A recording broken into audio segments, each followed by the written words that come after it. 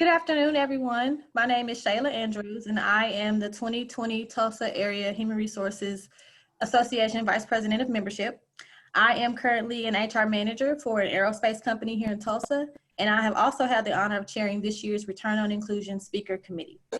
Thank you for joining us for the 7th Biennial Return on Inclusion Summit, also known as ROI. ROI started in 2009 and has grown to become Oklahoma's largest D&I conference, convening more than 300 professionals. This summit is led by passionate community volunteers who were and are looking to make Tulsa and the world a more inclusive place.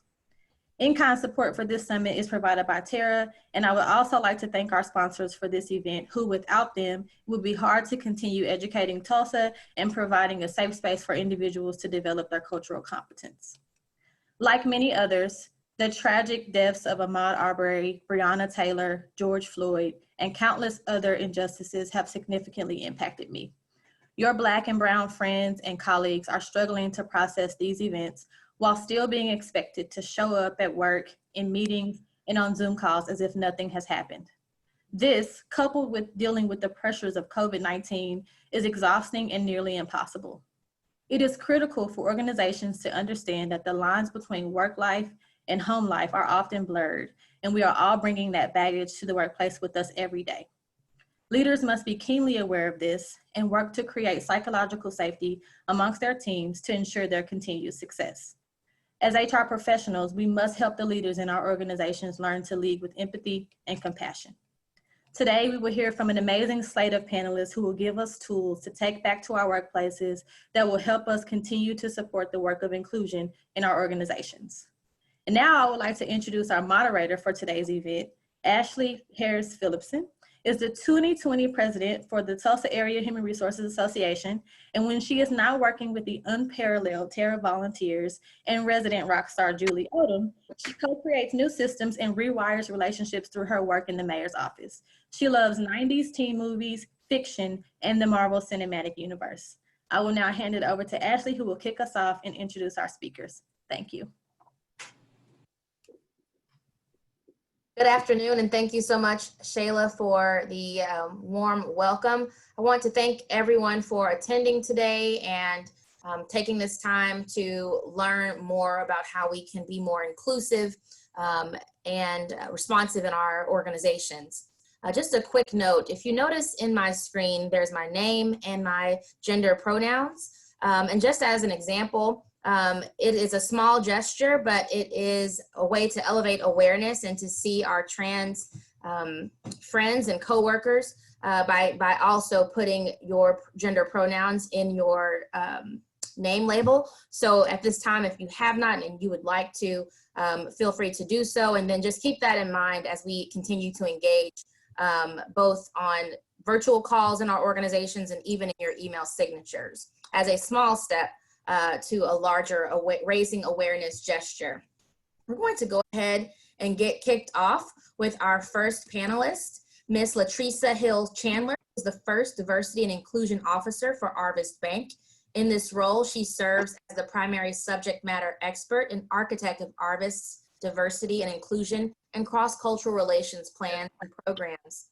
Prior to this role, Latresa was a senior manager for diversity and inclusion development in the Global Culture, Diversity and Inclusion Office at Walmart Stores Incorporated in Bentonville, Arkansas. She serves on the Rogers Chamber of Commerce Board of Directors and has served as a board of directors for the Indianapolis Public Schools Foundation, Kids Voice of Indiana, St. Mary's Child Center, Kaleidoscope Youth Center, the Indianapolis Black Chamber of Commerce, and WNBA and 4-time gold Olympic winner Tamika Catching's Catch the Stars Foundation. Latresa and her husband, Derek, have one daughter, Dylan, and one pet son, a 9-pound Morkie named Bentley. Latresa joins us in just a minute. We also have Michael Gonzalez, who is the principal owner of NE&E Consulting and travels the country as a consultant, executive coach, speaker, panelist, and advisor on D&I topics impacting business and workforce imperatives. He was the former corporate leader of Hallmark Card's Diversity and Inclusion Department. Michael is also the co-founder of the Diversity and Inclusion Consortium, whose mission is to share best practices and to provide insights and support regarding D&I opportunities and challenges. He also created and teaches the course D&I in the Workplace in the School of Business at Kansas University. In his spare time, he serves on 10 national, regional, and local boards and councils. Dr. Nico White is a national authority and fearless advocate for diversity, equity, and inclusion. As an award-winning management and leadership consultant, keynote speaker, published author, and executive practitioner for DEI efforts across business, government, nonprofit, and education. Dr. White helps organizations break barriers and integrate diversity into their business frameworks. Her work has led to designation by Forbes as a top 10 D&I trailblazer. And last but not least, we have Justice Wadner Smith, who has worked in the field of human resources, organizational culture, diversity, and inclusion for more than 20 years. She has experience implementing strategic diversity and inclusion initiatives, background in organizational development and change management, and has subject matter expertise related to numerous diversity issues. Justice earned a BA in Social Identity Theory and Writing from Hampshire College in Amherst, Massachusetts, and an MA in Intercultural Leadership and Management from the School for International Training Graduate Institute in Vermont. Last year, she was named one of Diversity MBA Magazine's top 50 emerging D&I leaders. So as you can see, we have curated a fantastic panel of experts that we're going to jump right in with our first topic of authenticity.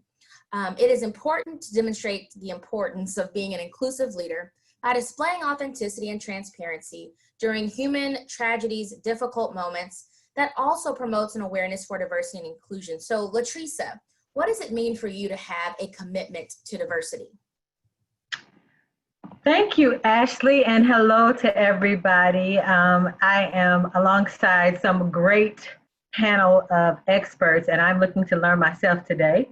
I appreciate that we've all put our pronouns in our names that's displayed. That's the first thing that we can do as a commitment to diversity. So that's one, as you said, Ashley, a first step. But for me, diversity is way more than just what you look like. I've been sharing that for a while now, that I'm so much more than what I look like.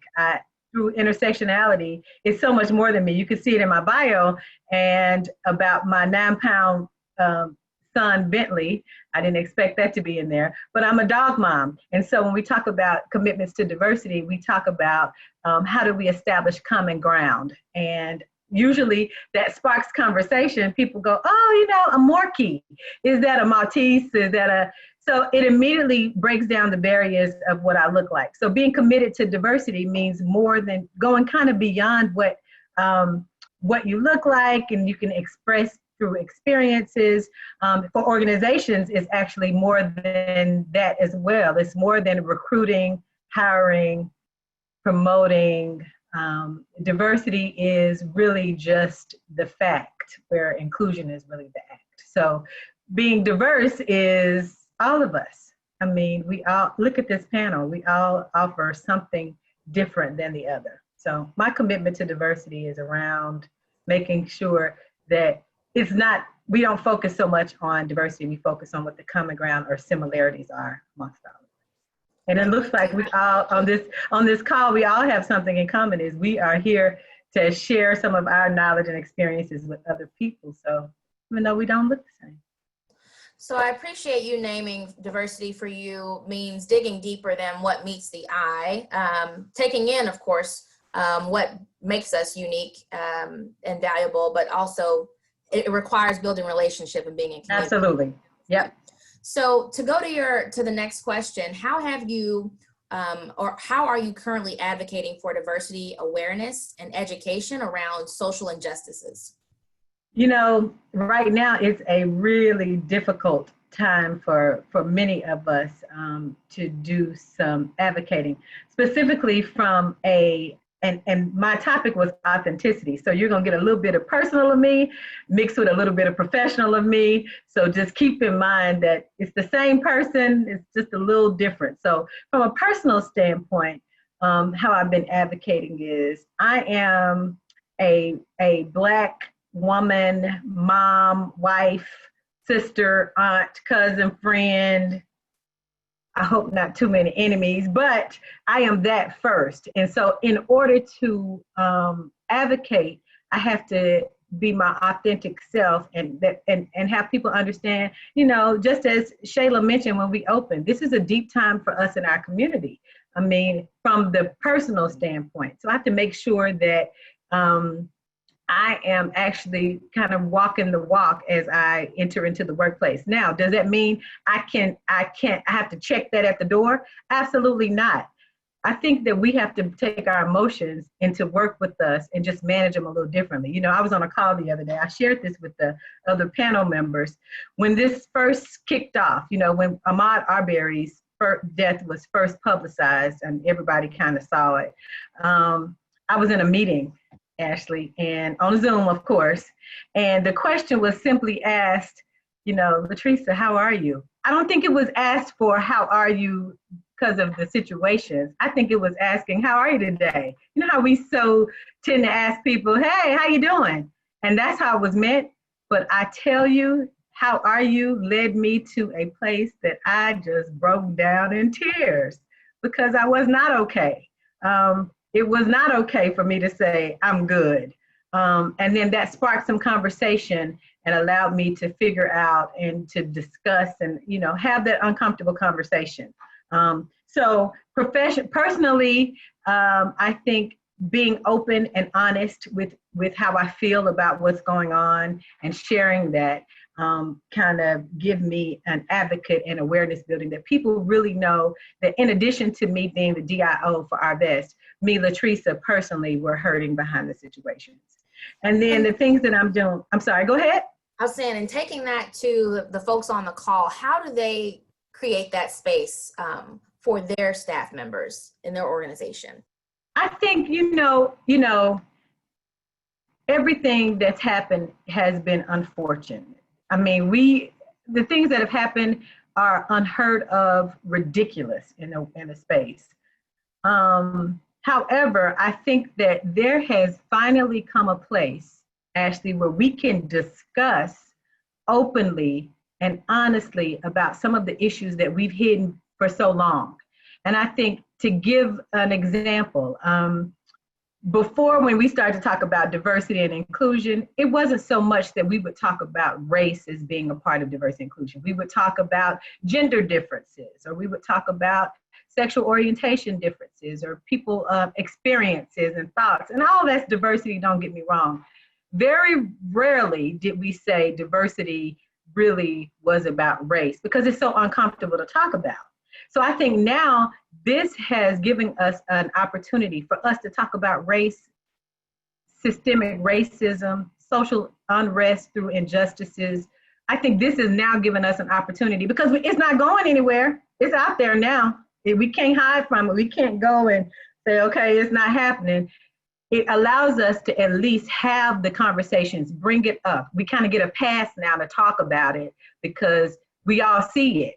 And so I think in a professional setting to your colleagues, I had this conversation too the other day about, and someone said it a while ago, is that, well, Latrice, I just don't want to say the wrong thing. I've heard that a lot. I just don't know so I just don't say anything. And I think the only thing that's the wrong thing right now to say is nothing. So if you at least acknowledge, you kind of have to at least acknowledge it to you. Even if you just say, hey, I don't know what to say. I just want you to know I see you, I hear you, I see what's going on, and I just want you to know. And then listen. So what I've been telling Our Best is let's acknowledge it because it ain't going nowhere. But let's also just listen because sometimes, again, I got asked, how are you? I'm sure it wasn't a how are you, let's talk about what's going on, but it was a how are you? I got to be vulnerable in my authentic self and say, I'm not good. And then that sparked a conversation. So I think that's how we create and advocate for awareness. And you have to say something. And you don't have to say something, again, you can say something as simple as, I'm here. I don't understand. You can say, I don't understand, but when you're ready, can we talk? Or what can we do to help? I've been getting a lot of that too. So what can I do? What you're saying is also challenging leaders to practice that authenticity, and admit they don't have all the answers, but Absolutely. to say something, which leads me to my next question. We are interested in one trait that contributes to your authenticity, and I'm going to build on that. It's easy for someone in a position of authority, easy to bring their authentic self. So in framing your question, what led to you feeling comfortable being authentic, and how does that get fostered in a workplace across the hierarchy? Good question. Very good question. So, and being my authentic self, because that's the topic. Unfortunately, I didn't have a chance to think about it this time. As I mentioned, it just kind of happened very raw because the emotions are there, the exhaustion is there, the anger is there. I didn't get a chance to kind of code switch. I didn't get a chance to say, today I'm going to be the professional and not let it happen. It just kind of happened. But to encourage someone else about how to do that, this is a time, I think, for HR professionals, because that's who we're kind of talking to, right? So I think for HR professionals, you have to be in a sense where you have to be vulnerable in this situation. You can't go into this situation and these conversations like you do with any other conversations. Well, I'm being treated unfairly because I'm a woman. Or I'm being treated unfairly because I'm a lesbian. This is not the time for that. Like this is not the time, because we don't get to pick and choose the color of our skin. And so we can't say, when you may get to say, okay, I'm not promoted because I'm a woman, but you can't say this is not the time to say, well, I'm not promoted because I'm a woman. You can't say I'm not promoted because I'm Black, or I'm not hurting because I'm Black, or this is not happening to me because I'm Black. So I think authenticity comes when, and I would have to argue a little bit, for people who are not in kind of leadership roles, it's kind of hard to be, I never said it was easy, hard to be your authentic self in organizations. But I think people need to allow grace for a lot of people. I think we've gotten so far away from people being able to just kind of be themselves, and it's okay to be a professional and still be hurt. It's okay to come to work and still have issues. So people should allow grace as we begin to talk about being authentically you. And I think more people will see that we are human. We have issues. I remember one time I'm such a crybaby too, by the way. I remember one time I got really emotional listening to a Dr. King speech, actually. And I'm the leader, I'm putting on the event. I stood in front of, hundreds of people and got so emotional listening to Dr. King, and decided I was not going to apologize. So if I would leave a tip with everybody today is, don't you apologize because you are being emotional right now. Don't you apologize by saying, I'm sorry, I got emotional. That's not anything to apologize for. So just don't apologize. Okay. We have one more question. Okay. If we have time, I have one more from your pre-crafted ones. Okay. When did you become comfortable in your skin and space? And if you could illustrate what outside factors contributed to your internal comfort with being fully authentic in the workplace. So the question was, when did I become comfortable in my own skin and space? Yes. Okay. That's a good question. I grew up in a really segregated area, to the point of my high school prom I'm dating myself, 1992 was segregated. I was the Black class president and there was a white class president. I know, unbelievable. 1992 is when this happened.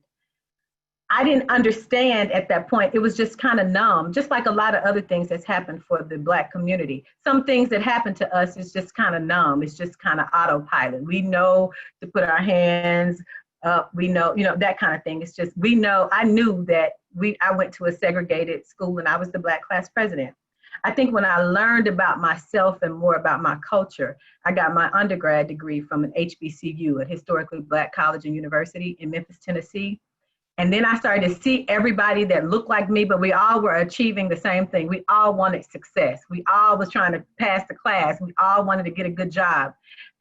Who looked like me. As a first generation college graduate, that was a big deal for my family and my community. That's when I started to feel like, okay, I am meant to be like this. I am meant to succeed. There are people like me who do this. I'm, being a Black class president, I always was like, why is it me against something else? So even now, things are so divided. How do we make things less divisive and more together? So I became comfortable in myself once I understood my culture from everybody around me looks like me and we're all trying to get the same goal. Comfortable in my skin? I don't know. I think they probably came when I came from my mama's womb. I'm just playing. I had to understand that I matter, Ashley. I matter no matter what society may say, no matter what the world may try to tell me because of my hair, or no matter what, because of my lips or my nose, I matter. And so taking that into the professional world and kind of getting kudos along the way, and my support system that's all around me, my trust circle, it really helps. So, and things like this, being able to talk about it, I can tell you this too, being able to talk freely about how you feel and your experiences and what, it's just a sense of relief when you are able to kind of talk about it. So I encourage people, me talking about it with people who look like me and people who don't look like me, helps a lot, has helped a lot. Thank you for that. And we have about 60 more seconds before I have to transition to our next speaker. What do you say to the HR leader who says, well, we don't have time to talk about ourselves? Like, how do you get them to create spaces for people to bring their full selves to the workplace? I think we have to operate on the opposite. I think we have to make the time. Like, this is the time. We have to take advantage of this time because we hadn't so far. We have not had the time to do this. So I think instead of saying it's easy to say, I don't have the time, I think we need to reverse it and say, I have too much time to do this, and then everything else will come. Because it's important for HR people, right? It's important for us. I'm in HR. It's important for us to spend the time to allow people to be open for themselves. Again, we don't want to keep dividing this. We want to welcome it. We want to welcome the differences and welcome the conversations. So that's it from me. Thank you. Thank you so much. I appreciate all that you've given us to think about. So that leads us in terms of, we have the time. We have to be agile in times like this. And that brings us to our next speaker, Michael Gonzalez, who is going to talk to us about taking advantage of this professional development opportunity, set in a safe space to participate in the conversation on how to be essential for your company and its employees during unsettling times. Through focusing on agility, we will understand why it's critical to be nimble, why it's important to be able to move and shift on a moment's notice, and understand what it means to be in the moment. Know why keeping your work processes simple is vital. We will hear why being empathetic and proactive, or empathic and proactive, is crucial in order to understand employee behaviors that may be a result of external events that take its toll on their focus, morale, and behavior. Michael, to start out, could you talk to us about what do you mean by keeping processes simple? Sure. And first of all, thank you, Ashley, and everyone on the panel. I've gained some new friends, and we originally were going to be in Oklahoma today. I usually make it down there once or twice a year.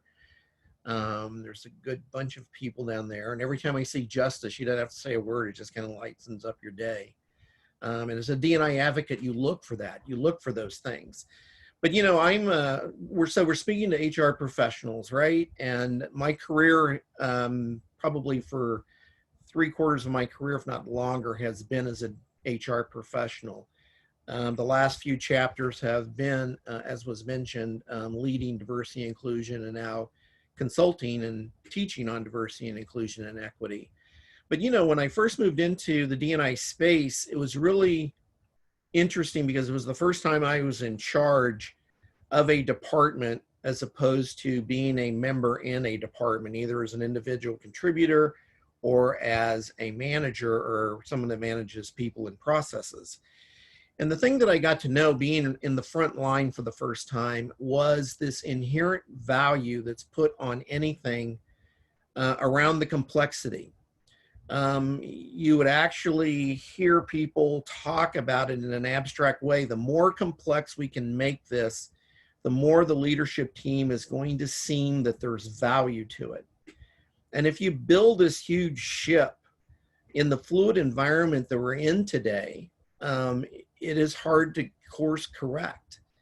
And so I flipped the narrative on that. I've kind of challenged that premise to sit back and go, we have to keep things as simple as we can because there's great value in simplicity, because you get right to the content and then you're able to do the pivots and call the audibles when things like the George Floyd murder and the Black Lives Matter, and before that, the xenophobia with our Asian community all occurred, right? If you have this big, heavy process in place, and all of a sudden you're trying to react either to the community or to your employees who are asking you, what are we doing? You may not be able to be there in that moment. And it is all about that moment. It is a fluid, dynamic, and diverse environment out there today. And I would argue for years, it's been like that. And the thing that's different, I think, this time, especially with the Black Lives Matter protests, is that it was so huge and so mammoth and so ongoing that the individuals, the insiders that I use that term when I'm teaching my course, that have the levers didn't really have the time to go back and calculate or pull their SWAT team together and say, what are we going to do? It was on us immediately. And so what happened is you saw companies or individuals or leaders of organizations react in very different ways. And there was usually two swim lanes. One was where you had the CEO run to their PR department and say, put out a statement for my company, make it a message where we care. And then you saw the other ones, which I thought was really more healthy and more genuine, where a CEO may have put a communication out that he authored or she authored, which may not be as polished as if it had gone through public relations, but it was authentic. It was sincere. It was, I don't know what to do. I want to help. And I think for communities of color and culture, that is more effective and more important. So I think, if you really kind of tie all that together and you've got this diverse workforce now that is sitting back and going, we're immediate. We don't want something to go through 14 committees to be able to come back and see if we're going to even have a facsimile of what we suggested. With the millennials, the young millennials and the Gen Zs, which are intersectional, multicultural, is that they will move on, so I think that the nimbleness and being able to respond and act promptly makes us more relevant to the community and to the workforce. And if you're, for the HR people in the audience, I would sit back and say, does my company's tenants allow for that immediate flexibility? And if not, work on changing that. And if the company is a little hesitant or it's going to take some time, it doesn't mean that you have to wait for them. You can reframe now. You can reframe yourself now in order to be able to address the immediate needs of what's going on. Thanks, Michael, for that urge to break down processes so we don't get mired in bureaucracy, or I love the metaphor of the ship. So we're kind of going to shift gears here. You've laid out why we have to be agile by keeping processes simple and addressing things promptly. With so much societal distrust, especially if they're like, why now? How do you get employees to trust you in this shift in responsiveness? Well, the first thing you have to do, and this is maybe a little unsettling for some, but again, I think once you acknowledge and say out loud that I'm going to be vulnerable, it's a pressure release valve, because there's this unfair expectation for HR and for executives that they have to know everything about everything. And that puts a lot of pressure. It doesn't give you pause to think. It doesn't give you pause to listen and observe as far as what's going on. And once you do that, you're going to hear things differently. You're going to be a little more comfortable going to individuals or communities that you haven't really approached before and talk to them and ask them why this is this way or why that is that way. I mean, I think as long as you're a continual student of humanity and learning, we as marginalized communities have been placated for a long time, right? If we know that you're authentically coming to us and you're saying, help me understand why Latinos do this, or why is this so such a hot button for the LGBT community, or why our African American employees react this way. If I know that you're coming from a sincere place, I'll take that moment to explain. There are going to be times where I may not be in the mood or may not be the right time, and I would say not now. You as a HR person or as a leader need to respect that, but go back or ask, can we catch some time later on, that we can figure out so I can learn. I think once you say I want to learn, I think it makes a world of difference. Because the other thing that's interesting is in the work that I do, and when I was at Hallmark, was I came to believe that experiential learnings helps people embrace and understand diversity, inclusion, and equity better. Because while with this panel, D&I is like 1 + 1 = 2, it's simple math.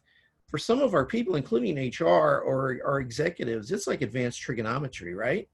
And so if you break it down into simplistic terms for these people to be able to understand and feel what you're going through, it seems to resonate better. But one of the exercises I do is a fishbowl. And it's not surprising now, which is unfortunate, but it was surprising right at first when I did these fishbowls and we were on the topic of covering or code switching, the amount of people in that audience that didn't even know what that was, let alone that it existed. That is a Latino, that an individual that speaks Spanish has to leave that Spanish at the door. That for an LGBT person, that they've got to leave that part of their being in the garage when they walk through that corporate entrance. So I think, again, trying to get communities of color and culture to trust us, the first step is being vulnerable and admitting that you're a student of what they're willing to offer. I appreciate that answer. So thinking about companies now wanting to do all of the things to be responsive and kind of move forward as the momentum pulls organizations forward, we know that inclusion is the answer. With there not being just a one-stop shop for inclusivity, how do you benefit all groups with some issues being community specific? And I'm a pragmatist. So I always sit back and I go, you're going to have a large amount, and hopefully it's the majority that want to embrace diversity, inclusion, and equity, but some do, and a lot probably don't know how, but there's going to be some that are going to be skeptical. Why is it important? How's this help the company? I'm worried about bottom line, or my employees are, it's finance, and now you want them to be participating in an employee resource group. But what you have to do is you would hope that the HR community or the leaders would be able to appreciate that it's just the right thing to do. Half of your employees' waking hours are in the workplace, and I would argue now virtually it's probably more. And so what can you do to be able to let them feel comfortable, to be them whole selves, so that they're going to be able to focus on what you've hired them to do and to exceed your expectations? And you may get some pushback when they're going, but if we start to find out what is important to the Afro-American community and what's important to the Latino community, or what's important to the veterans, geez, aren't we going to spend a lot of time with all of this disparate activity going on? And what I'm seeing back is there's more commonality and there's more things where we're alike than not. So say, for example, if in one of my conversations I had with a former employer, I was talking about that and it was from the business side, so if you're able to convert an African-American shopper to buy your product or a Latino customer to buy your product or an LGBT customer to buy your product, those three communities are over-indexed in brand loyalty. You really have to mess up for you to lose that customer. So a part of that is we don't know if we have the time to be able to create specific product for one community or to provide a service or a benefit for our employees. When part of that is just auto speak, it is something that has been just handed down over time and there's really no foundation to it. So challenge the tenants, challenge the norms and the mores that are in place, because sometimes they're there and you can't really, like, you know, whoever you're talking to can't articulate where that came from, or even if that's relevant anymore. That leads me to my next question, and hopefully this will allow people to latch on to some tangible next steps here. What can HR leaders, managers do to be ready to pivot when the need arises? How concretely what does agility look like in my workplace? One of the things I would say is you don't ever get married to one specific idea or approach. I mean, if you even look at people within the community, and I don't know if I mentioned this earlier, but I can't speak for all Latinos and Hispanics, let alone Mexicans, because, you know, that notion that we are all the same and monolithic isn't true. But what you can do, I think, is to understand, take the time to understand individuals, and you'll see that intersectionality between groups. So you look at Gen Zs right now, you're going to find a lot of commonality in a young African-American professional and a young Asian professional, because they're kind of in this social media world that they've been working in.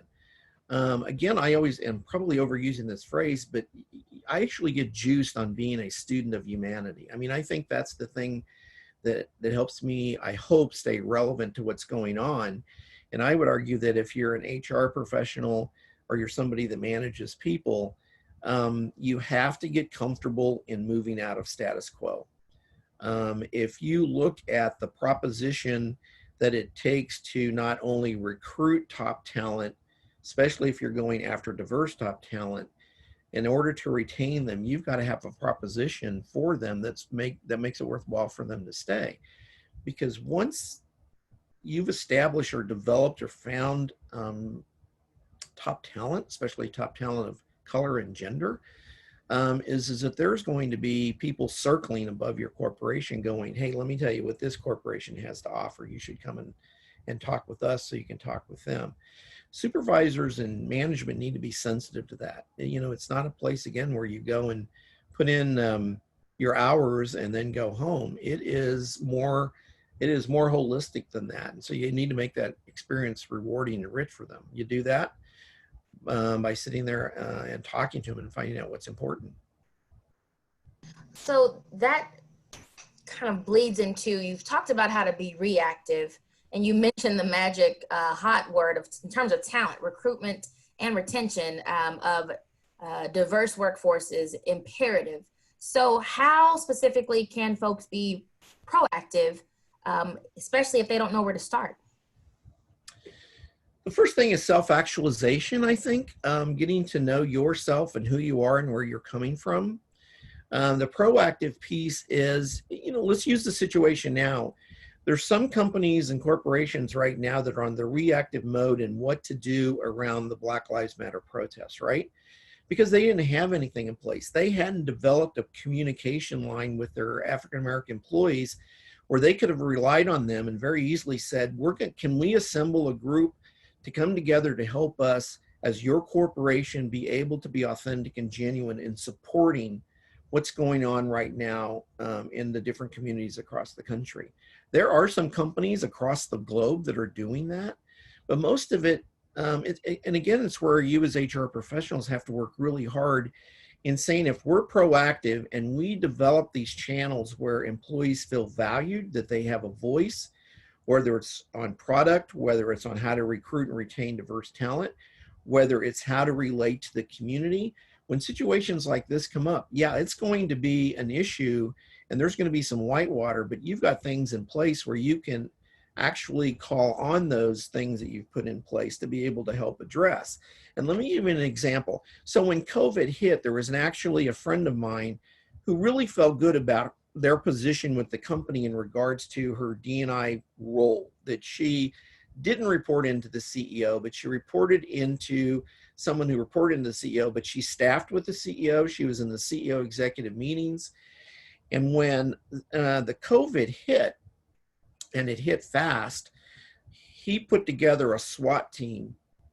And that SWAT team was figuring out things, everything from what's going on to what are we going to do in relationship to getting the work done. Are our suppliers and our customers still even open? Do employees still come in? If we go virtual, what does that mean? What's that look like?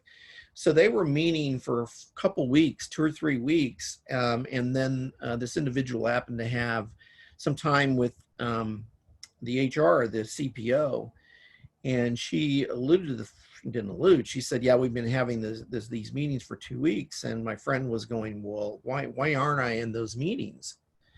Fast forward, she went to the CEO. He immediately invited her. When she walked in, she saw 6 or 7 things that they could have mitigated early on, and they wouldn't have been as big and complex as they were when she came in and had to help them problem solve. And then she was able to prevent a couple other items going from happening. So again, I guess the point is that if you get to understand this intangible thing called your workforce insights, in situations that happen, you're going to have that internal resource that's going to be able to provide you insights, suggestions, and opportunities that you may not have in your normal course of work. Thank you, Michael. You kind of earlier touched on this last question on how do we get leadership to understand what people are feeling. I got a lot from you in terms of making the time to hear and understand what employees are going through. We have about 1 minute left.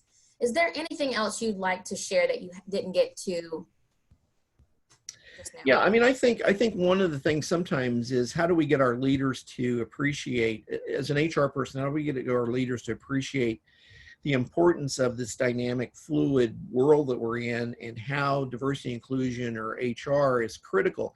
If you really think about it, HR is absolutely a critical and essential to the company because they are responsible for the people component of the business. You can't do anything if you don't have people in your organization, or you can't hold the people in your organization. But yet, how many times is HR in those critical meetings up front in determining marketing strategy, sales approaches, what sort of supply chain model are we going to use, or financial tool that we're going to use? You may get an argument that, well, we'll call you in once we get that all done, but you need to be there. And this is where I think HR needs to be really bold in saying we need to be there in the ideation stages, because we can come up with solutions or have you think about things that you may not when you're doing a linear think about what sort of supply chain process do you want to put in place, because that may mean a different sort of talent. That may mean that it's going to be remote. And so I think that HR needs to be bold. I would love to sit back and say that once you meet with your leaders, that they are all altruistic and they understand just that it's the right thing to do. But I'm a realist, and I'll look for what's in it for the company's ROI. And if you can do that, that opens up many doors. And I'm not ashamed to say that I use that to say, if you embrace our diverse employee base, we will help you increase bottom line. We will help you recruit more diverse talent. We will show you how to retain that diverse talent. So I guess that's my close is for HR to feel comfortable that you have a seat at the table. You should have a seat at the table, and you should have a microphone in front of you. I appreciate that closing. Thank you so much, Michael. And we're going to shift now to accountability with Dr. Nika White. Accountability at the organizational leadership level is essential during times of crisis and requires courage, empathy, and compassion. This segment will discuss strategies for employers to consider during unsettling times to effectively hold space for colleagues who may be experiencing emotional distress. So, Dr. White, how can HR professionals assist company executives in leading inclusively during times of crisis? So thank you, Ashley. And I first want to start just by thanking all of the members of this community for giving me an opportunity to be able to share in this space, in this time, to learn with and from each other, and particularly to all of those who've labored to bring this opportunity to all of us who are benefiting. This is actually a great segue from what Michael just shared, because as we think about accountability, to your question, Ashley, I do believe that there's a huge opportunity right in front of us right now as HR and DEI practitioners. I think that we certainly have to be bold in our ability to manage up. Our leaders are open to our voices right now more than ever. And so let's lean into that and let's see it as our opportunity. You know, this is certainly a time to rise to the occasion and level up. I believe that being courageous to broach those conversations that perhaps have been put on hold because we were waiting for the perfect storm, right now is the perfect storm. And so lean into that.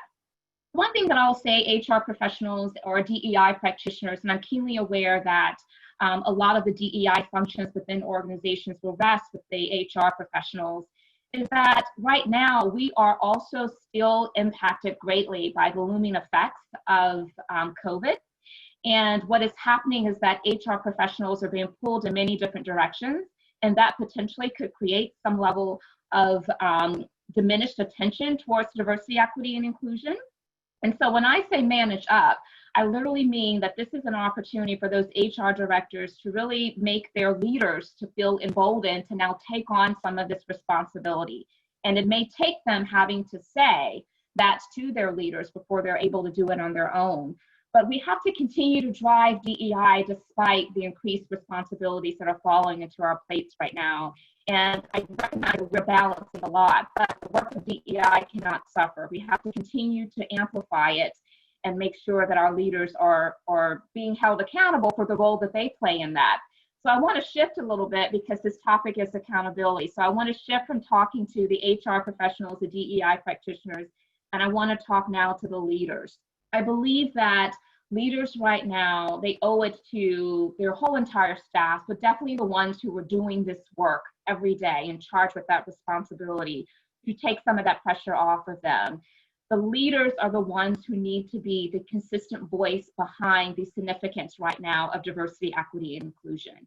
And so I just wanted to make sure that we were allowing space and time to articulate that, because I think there's an opportunity for all of us, especially the leaders. At the end of the day, the accountability rests with those key leaders. And then the last thing that I'll say about this question of how HR professionals can assist company executives is we need to make sure we're impressing upon those leaders the necessity of not thinking about whatever this body of work looks like as activity, but thinking about it as impact.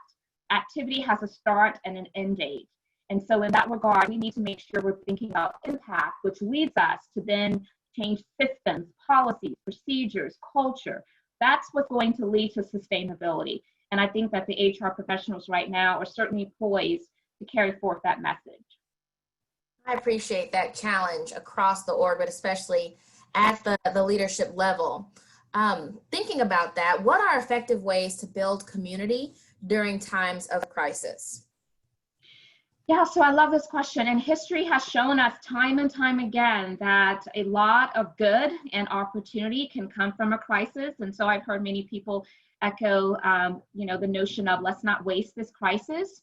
And so we have to really rally behind those common goals. You know, we all have different perspectives, but I think that if we were to dig deep and to have those crucial conversations, we should be able to identify some opportunities for coalition building around those common goals that we all share. And then we have to also own the impact. I think that in order for communities to emerge stronger from this, we have to make sure that we are recognizing that intent. Maybe we don't have to own that, but impact we certainly do. And let's use that to fuel us towards some sustainable action that will allow us to emerge stronger. I will also say we have to give grace, right? If we're all going to come together during these moments of crisis, we're going to have to make sure that we are extending grace and accepting grace. The reality is that there's so much to be learned right now, and all of our lives' experiences are different. So we have to make sure that we are very reticent of the fact that people are grappling with these crises in different ways. And this crisis was not created overnight, so it's not going to change overnight. And so there's value in certainly us assuming positive intent if we really want to influence people's minds and their hearts. And that really is about extending grace and accepting grace and being on this journey together. I would say that also keeping an open mind is critically important. One of the biggest parts of this journey is just making sure that we recognize there's something to learn on each of our part, but let's put ourselves in someone else's shoes and believe people's lived experiences. And let me be very clear, when I say believe people's experiences, I'm talking about particularly those individuals that are part of those vulnerable communities, people of color, Black people. Their experiences may not be the experiences of other non-people of color, but we need to believe them because they're very real to them. And I think that's important. And the other thing is, there's a big push right now for self-education. I don't think that can be understated. We need to certainly be taking the responsibility on our own. Resources right now abound. And so if someone is not engaging in opportunities to be really present with what's happening right now so they can have a voice of reason because they're knowledgeable, then I think it's an excuse. And I think that's a choice that they're making simply because resources are plentiful at this time.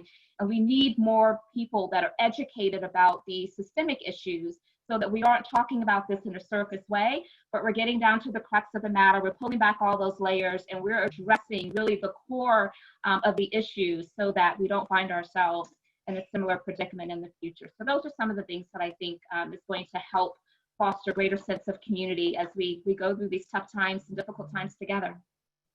Thank you for dropping such heavy gems. Those are all great actionable things that we can do to build community. What are strategies to communicate compassionately and inclusively around politically charging events and issues? Yeah, great question. Again, this is about accountability. And so we have to be reflective about how in which we're showing up, right? There's a myriad of emotions that people are experiencing right now, and all of those emotions are valid. And so I think first and foremost, having a heightened level of sensitivity to recognize that people may not be showing up at their best, and again, extend that grace, but we have to also make sure that we are listening to learn. I don't think that the active listening skill is something that's being practiced to the degree in which it needs to be right now, but it causes us to be much more reflective because we aren't just listening to respond, we're listening to reflect and see what can I pull away from this dialogue that can make me better, that can give me a different lens that perhaps I haven't had before. And there is a difference between responding and reacting. I have been telling a lot of people right now that we need to respond and not react. If you think about it, a reaction is very instant and it's driven by oftentimes our unconscious beliefs. We're just kind of going through the motions that seemed to be normalized at that time. And it's also based in that moment. And it's more about survival, which if we get into a position where we feel like we're trying to survive, we become defensive. And I think that breaks down the communication. And so I think that we have to make sure that we are responding because responding allows us to be reflective about what are the long-term effects of this conversation that I'm engaging in, and is that healthy for what we're trying to accomplish? I'm also finding that it has been very beneficial for communities, whether it's internally within organizations or just communities of people that are part of a particular market or society, to find opportunities to have those safe space conversations. I have personally been leading a lot of these, safe space conversations, and I do think that it's important to make sure that these conversations are expert-led because, as I mentioned before, there's a myriad of emotions that people are grappling with right now. But it's just a way to create that safe space for people to lean into their vulnerabilities, be present with their emotions, to show forth that level of authenticity, and to share their reflections on how is this really impacting me, and how can you potentially show up for me in a way that's meaningful. We're going to talk about allyship in a moment, but allyship is all about action that is useful. And in order for it to be useful, you're going to have some conversations to understand from the person which you're allying with, what's meaningful and useful to you. And so I think that those are some of the things that we're going to have to be mindful of. And those crucial conversations, as difficult as they are, we need an opportunity to hold space for each other where we are allowing people to ask their questions, to again, be present with their emotions so that people can get proximate to the issues and the lived experiences of those who are hurting and so grief-stricken right now. Thank you, Dr. White. So you mentioned getting proximate. It's important in order to, you know, seek to understand, so then you can also be an effective ally. So what are some ways to help normalize conversations of injustice, bias, inequality in the workplace? That's a great question. There's actually a couple things that I think could be really useful for many organizations. The first is to allow people the space and the psychological safety to engage in sharing their stories, right? And a lot of that's been happening of late, particularly I've seen it in the safe space conversations. But, you know, I like asking questions. Do you have a defining moment that made you awaken to racism?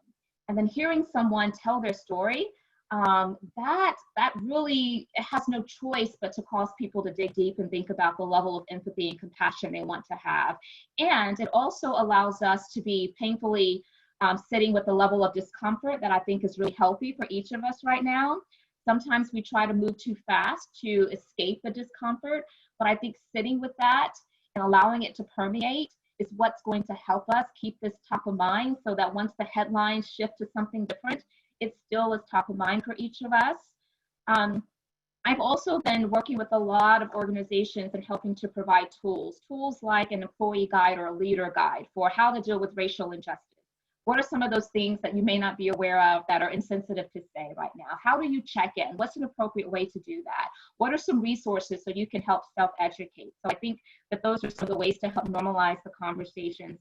And then I'm a firm believer in tools and emboldening and equipping people with tools that they can have at their disposal to be able to have these conversations. And so, for example, I've worked with a couple clients who they've had within their culture this contention around people saying things that were not very appropriate.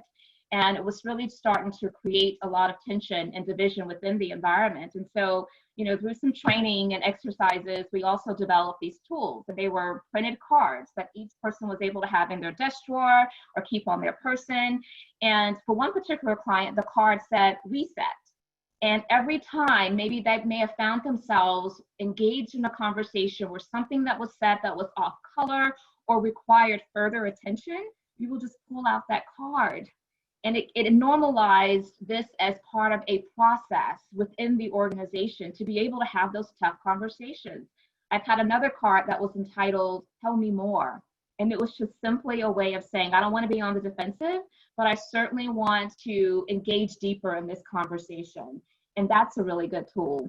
And then I think it's also, we have to make sure that we are teaching people how to actively listen, how to engage in these crucial conversations. And that is nothing more than just putting people in these situations where they get a chance to practice it. They get a chance to learn what the pros and cons are.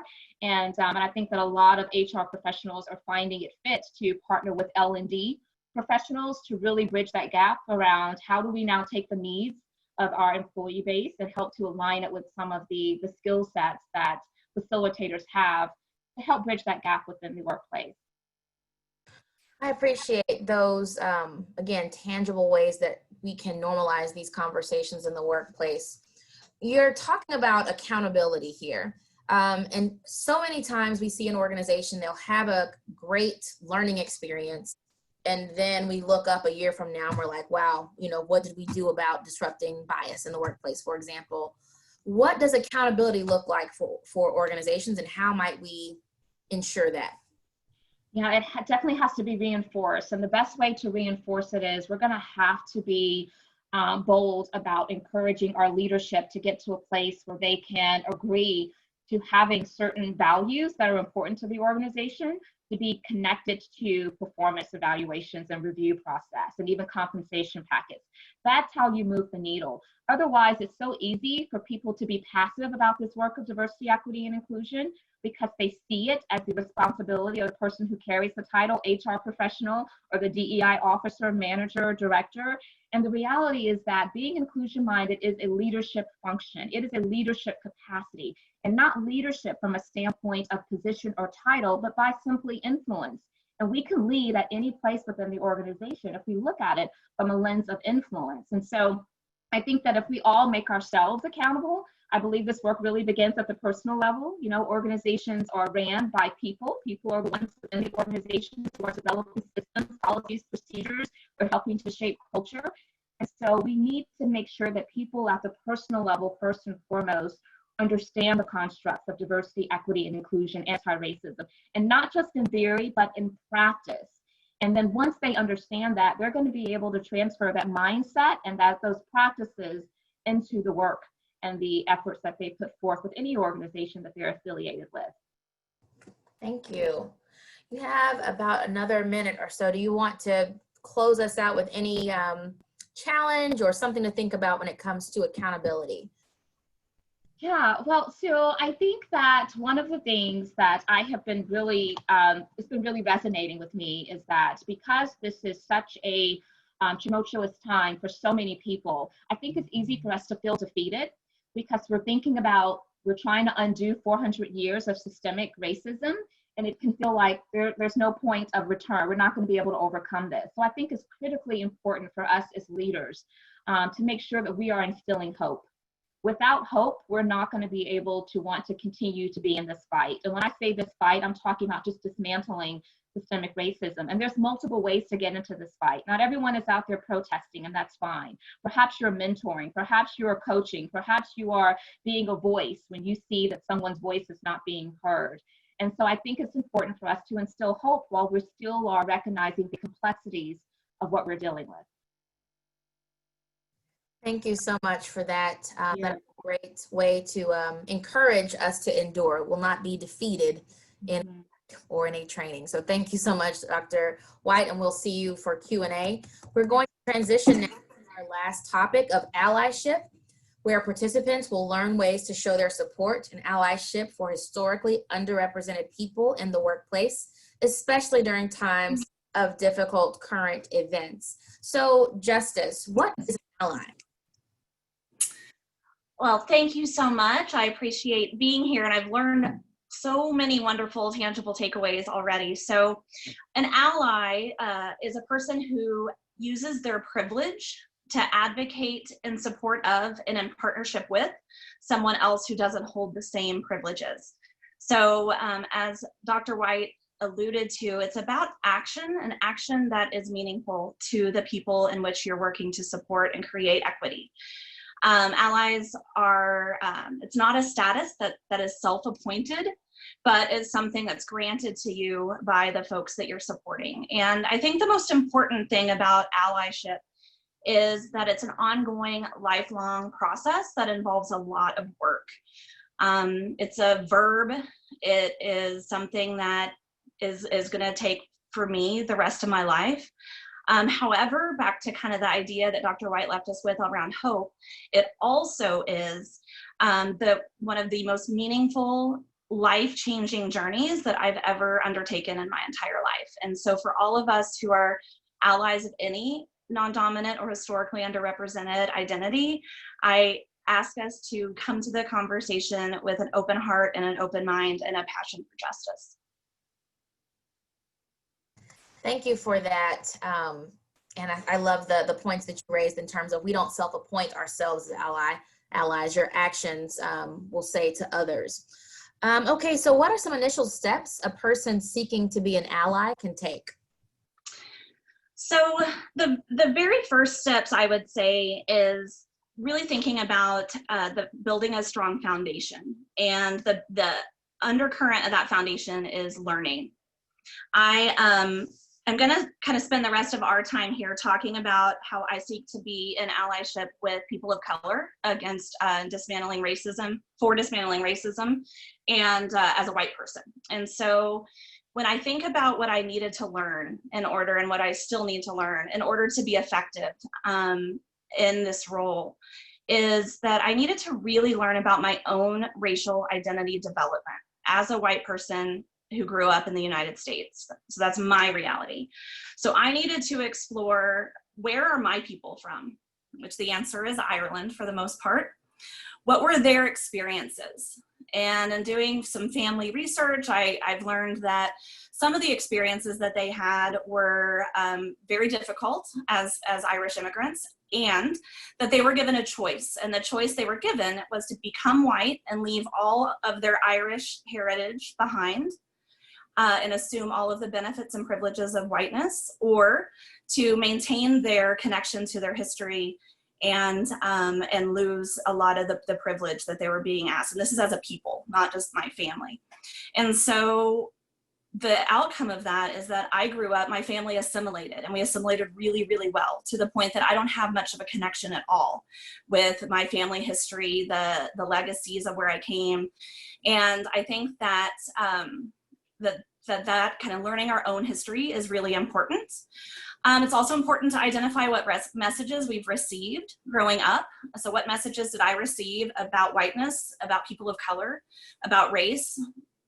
And where did I get them? So family, school, media, news, community of faith, friends. There were messages everywhere. And so really doing some like kind of archaeological digging of what I have absorbed in my life and my history in order to get really clear about who I am in this work. Also, it was really important to study the real history of racism and the creation of whiteness in this nation. Studying the systems and how systemic racism shows up. Learning how to, and this was a tough one, and my heart is open for all white people that are newly awakening right now to the systems of oppression. But coming to terms with and fully understanding my privilege as a white person on both a personal and institutional level is critical. And I think that was a really hard journey and process at first. There was some defensiveness and some fear and anxiety and sadness and grief. And all of that was really important to move through. Some guilt and shame, which Tim Wise, a white anti-racist author, talks about, that shame or guilt is an important place to visit because it gives us a lot of good information, but it's a terrible place to live. And so how do we work through that process? And then being humble and acknowledging my limitations of knowledge of what it's like to live in the United States as a person of color with the 400 plus years of history of racism, but then not allowing that to stop my actions, and not allowing that to stop my standing up publicly for what's right and racial equity. So, a lot of people have been hearing lately the conversation that Ibram Kendi has really brought to the forefront in many ways, but certainly through this book, How to Be an Anti-Racist, and the idea of moving from non-racist to anti-racist. And so I wanted to just read a quick quote from this book, White Fragility by Robin DiAngelo, that kind of, to me, encapsulates all that it is to be non-racist. So Robin DiAngelo, who's white, says, "As I move through my day, racism isn't my problem. While I'm aware that race has been used unfairly against people of color, I haven't been taught to see this problem as any responsibility of mine. As long as I personally haven't done anything I'm aware of, racism is a non-issue. And that this freedom of responsibility gives me a level of racial relaxation and emotional and intellectual space that people of color are not afforded as they move throughout their day." So I would say that's kind of the epitome of non-racist. I'm white. To my knowledge, I haven't done anything that is racist or is negatively impacting people related to race. But when we think about what we're being asked to do now and what Kendi really lays out in his book, what he says is that what an anti-racist does first and foremost is to identify racial inequity and then acts. So I think that whole concept of our own identity development, studying the real history of racism, studying privilege and what it looks like, acknowledging our limitations, and then really understanding how systems work to oppress people of color, that is the foundation. Thank you for making it plain, Justice. I really appreciate those steps right there. Why? Why should people seek to be allies for historically underrepresented people in the workplace? Yeah. So I know we have mostly HR folks on this call, but I bet we have some others as well. And I'm a proud member of the HR community. And one of the things, when I think about why it's so important to have these conversations, there's multiple levels. There's the human level, the leadership level, and the organizational level. Are the kind of three that come to mind for me.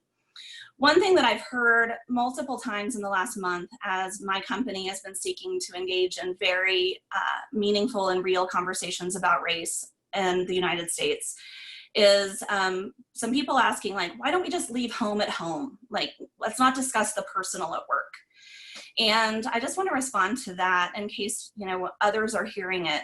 And one of the things that's important, I think, is, we're at work, as someone already referenced on this call, we're often with our work colleagues more than we are with our own families. And I think it's a fallacy to act like anyone leaves home at home or the personal when they check in, badge into work. We all carry that personal with us. Anyone who's gone through a personal situation, maybe an illness or a death of a family member, a divorce, most likely had a support network. And I saw Shayla mention how important support networks are. And we need to ensure that our coworkers from historically non-dominant identities also have the same gift of having a support network as it relates to their identities and the pains they suffer due to discrimination, inequity, hate, and especially during times of tragedy. So I think that part of it is the human level. The employees, we thrive when we're seen, when we're heard, when we're understood. And I think for people with non-dominant identities, that includes our experiences that we're living through as a woman or a person of color or an LGBTQ person.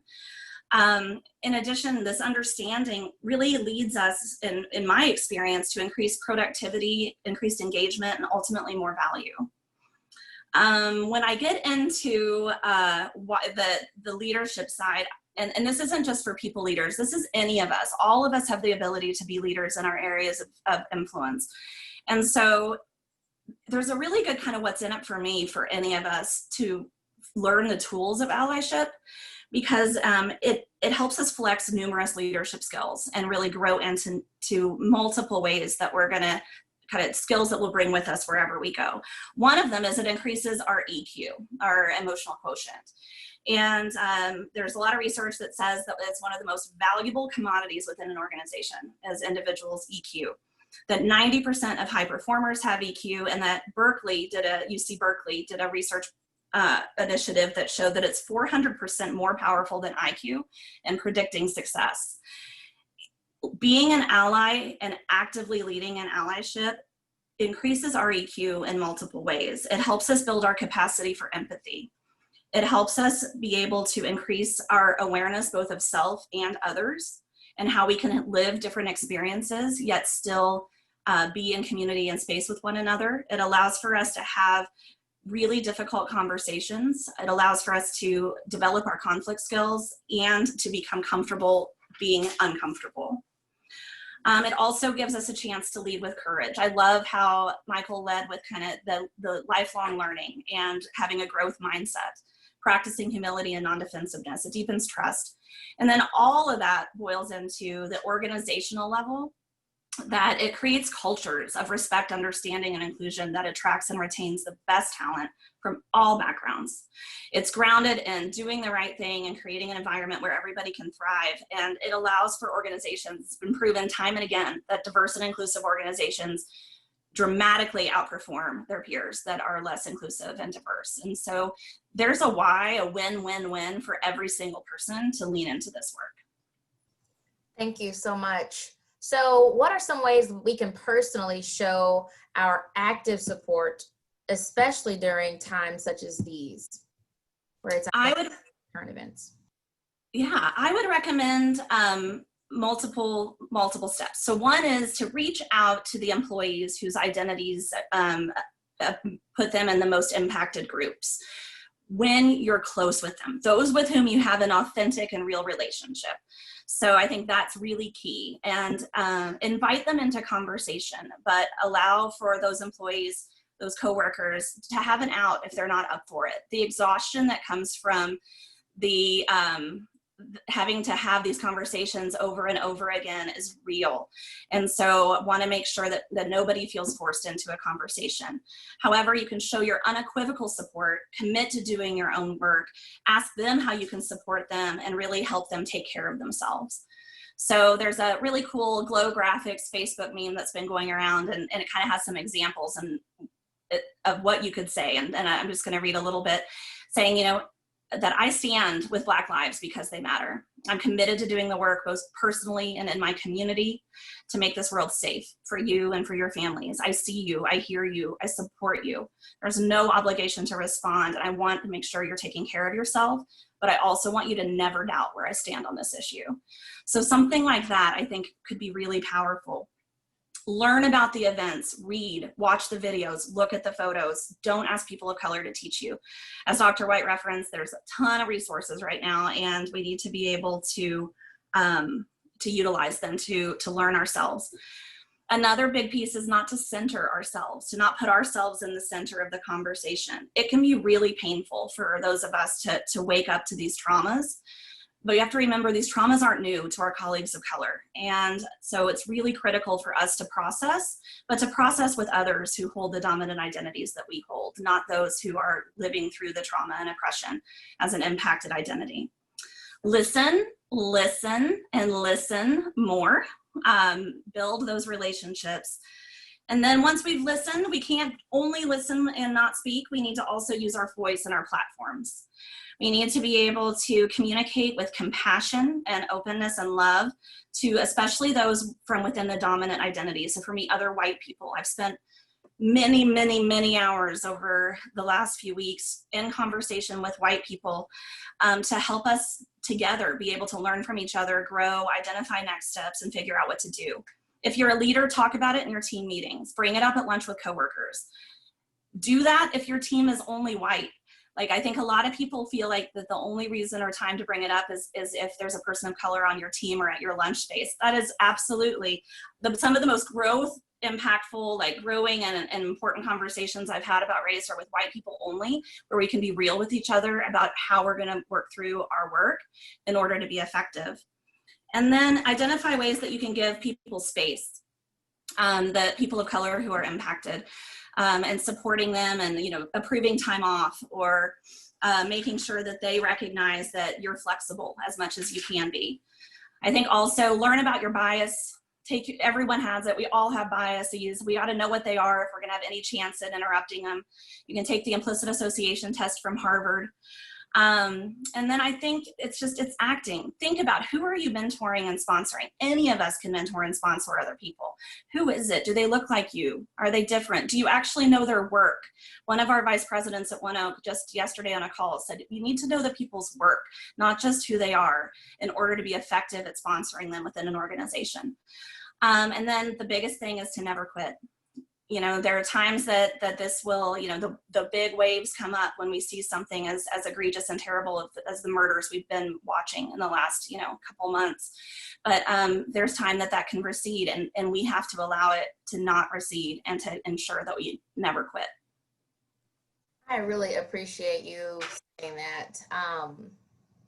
Yeah, I don't know if you are able to see the head nods or the points in the chat box, but that really resonated with lots of people.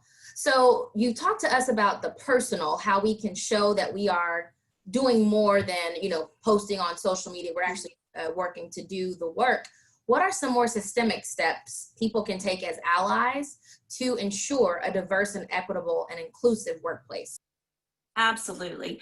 So first, for those of us who are HR professionals, I think, you know, diversity, equity, and inclusion runs through every aspect of an organization. And so, you know, some concrete things, if we're thinking about talent attraction and selection, where are you advertising, posting, and recruiting? Like, where are you building relationships with people? Do you use interview guides so that you're asking the same people the same questions? So it's apples to apples, and you're not comparing apples to oranges. Do you ask questions that measure applicants' openness for working across difference? Are your criteria clearly defined and measurable so that they can be as objective as possible? Diverse interview panels are really critical. You can invite your HR folks into a conversation, your recruiters, if you're a leader, about, you know, I want a diverse slate of candidates, and how can we partner together to make that happen? There's ways to make resumes, to mark out the factors that could show us different identities that could impact how we view the world. Take advantage of those. Look at your job description and look and see if your language is biased. There's tools out there that can do that. Introduce bias interrupters. So Google bias interrupters for organizations. There's really amazing tools that are out there that can help organizations and individuals kind of interrupt bias in how they work, and then measure. Look at retention.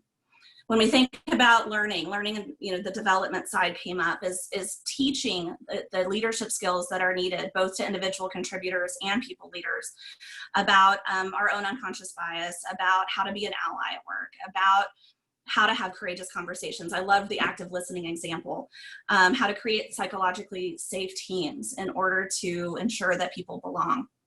All of those are concrete trainings that can be provided to our leaders and our employees in order to kind of change the culture. And succession planning, make sure you're incorporating an identity focus in it, and really look and see if your pipeline is diverse. And if it's not, and even if it is, really develop your pipeline with an eye toward diversity. Leadership development, mentoring, sponsorship, make sure non-dominant people are represented in all levels and on all our high lists and succession plans. And if they're not, figure out why, and then think through how to ensure that it happens. There's ways to do equity audits for benefits for all our policies, compensation. I think it's critical to have those be undertaken. When you do surveys, whether, an onboarding survey, an exit survey, an engagement survey, have people fill out an optional identity form so that you can break the data down by different identities and see if there are issues that may come to the surface, that all men feel 98% engaged with the company, but women are 40%, or people of color. It allows you to really look at your data in a way that takes equity into consideration. And then lastly, for every one of us, I would say, think about our circles of control and our circles of influence. We all have them, and use whatever we can to ensure that the things we have control and influence over are being asked and evaluated through the lens of equity. Thank you so much, Justice. You have about a minute left. I've gone through the questions. Is there anything else you'd just like to say about allyship before we transition to Q&A? I think the biggest thing is it can be really scary.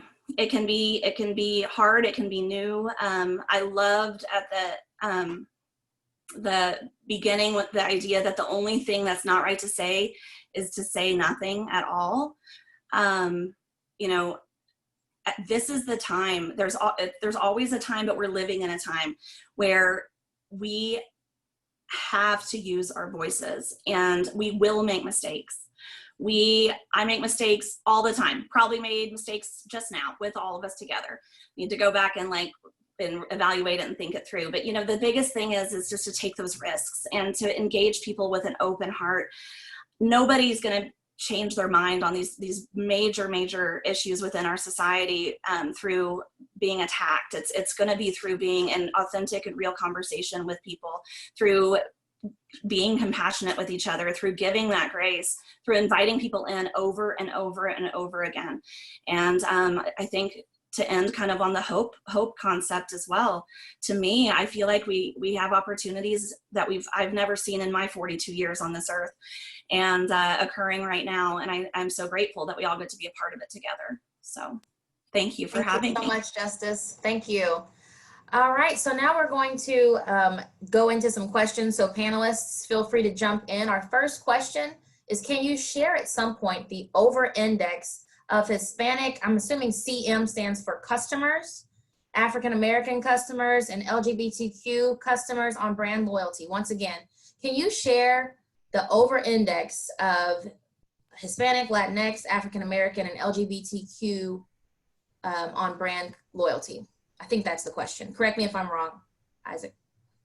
Yeah, and I think I was the one that brought that up. So to give you a little context, when I took over the D&I role at Hallmark, I really get juiced up on things that are broke or things that haven't happened yet. So Hallmark arguably had diversity and inclusion around for 20 plus years before I took it over.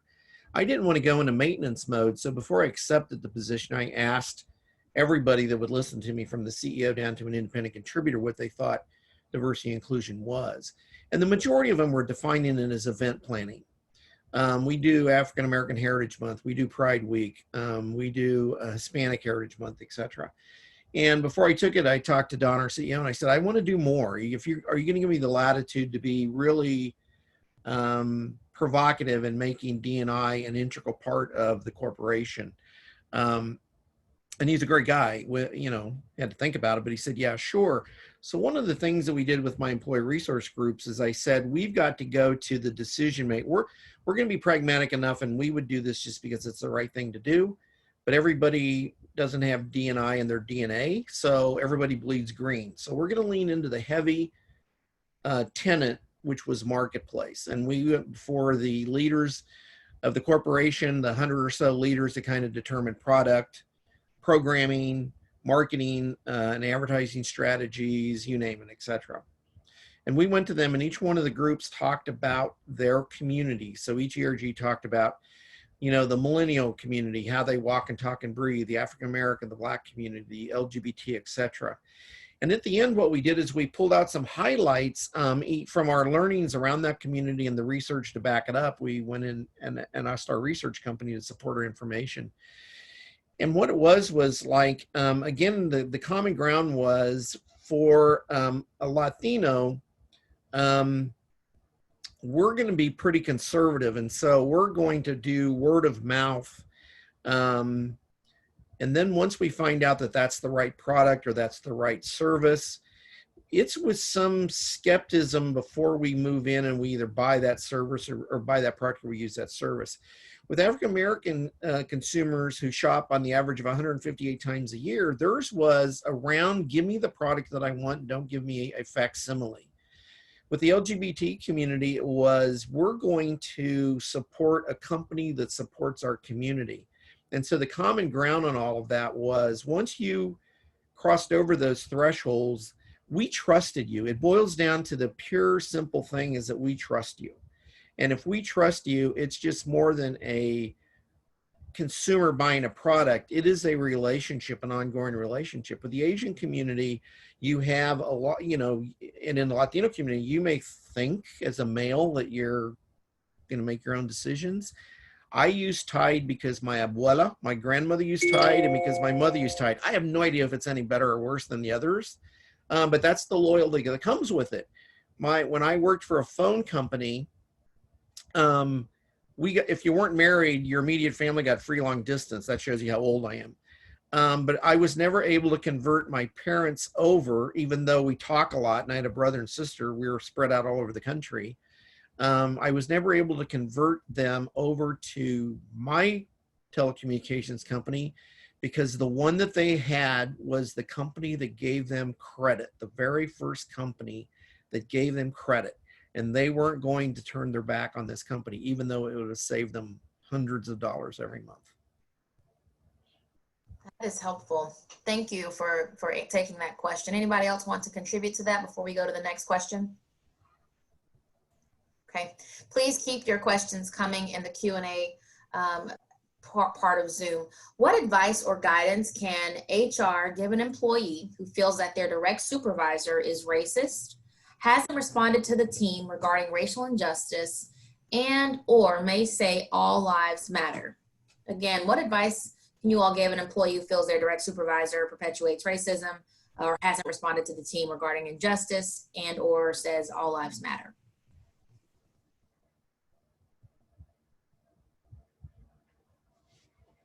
I'll chime in. I think that definitely the person should probably report it.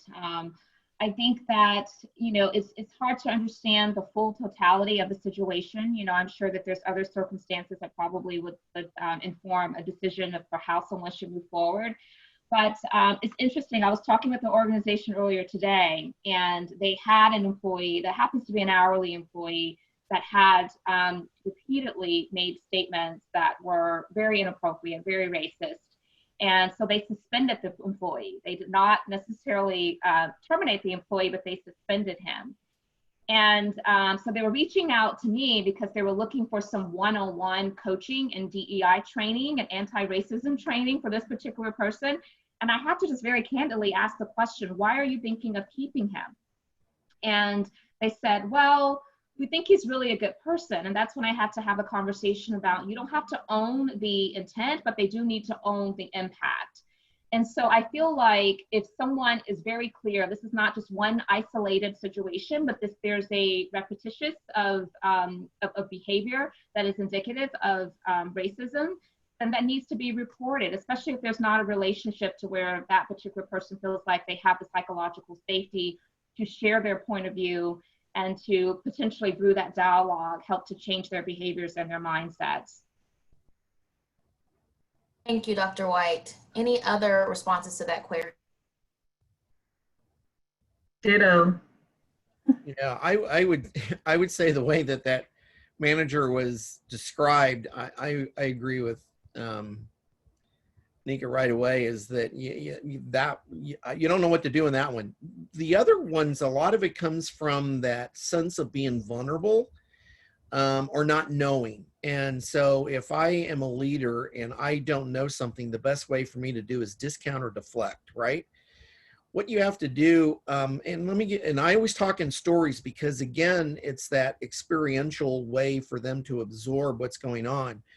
I had a friend of mine, and we were in a meeting, and she said, I'll be back in a moment. Came back, started working, and then got another call, left, came back, and I go, what's up? What's going on? And she said, well, trying to get a hold of my husband. He just called me back. He travels, and he's down south. He's a salesman, and I just want to make sure he got to where he was at. So Teresa is a black woman, and so it was matter of factly, that was her norm. And so I asked her, I said, so is this what you do? And she says, yeah, we've just learned to do that. And by the way, with my son, when he goes to band practice or football, we make sure that he calls and lets us know he got there. As a person of color, I've never had to do that. And that's why Black Lives Matter, and God, yes, all lives matter, but it is different. And you have to appreciate those differences in order to understand how to rectify and change those things. And so that's a story I always tell when somebody goes, don't all lives matter? Of course they do, but this is very different, and you can't dilute Black Lives Matter issue by tossing in all lives matter. Or, the other thing I like is when people go, I don't see color. And I go, great, so you don't see me. It may be out of ignorance or maybe positive intent, but you can turn that into a teaching moment for them. I want to add this too, if I may, because I think this is an important opportunity to amplify this. I know of a lot of people of color that are sitting in situations in the workplace where they are really feeling unfulfilled, dissatisfied, and they are holding on because perhaps they don't have the courage to believe in themselves in terms of having other opportunities. And I can understand that.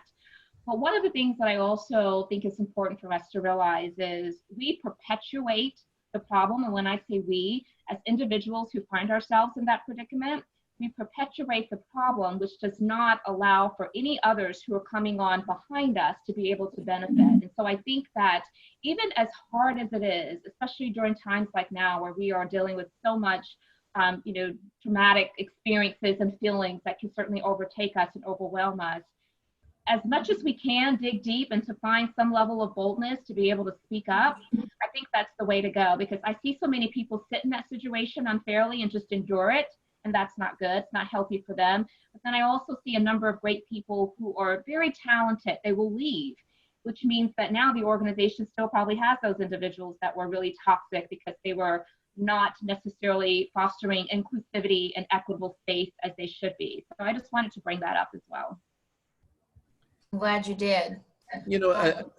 Another tool that the HR people can do is what I did. Our HR department did exit interviews with individuals. I asked our employee relations group if I could do exit interviews with marginalized employees that were leaving, and we got great feedback that you're not going to get necessarily in that HR interview where there's not that bond and trust that was built up. So I went back to the head of HR and I said, look at this information that we got. And he goes, what can we do to fix that? And I go, unfortunately, they're gone. So I said, what I would propose is stay interviews that you select, and you, I mean, either HR or D&I, that you select, because that way you can go in and find out Tanika's point, what isn't working or what's going on, and you may have an opportunity to rectify or at least explain why the company is doing what they're doing. You know, that will help with your retention rate. But yeah. Ashley, one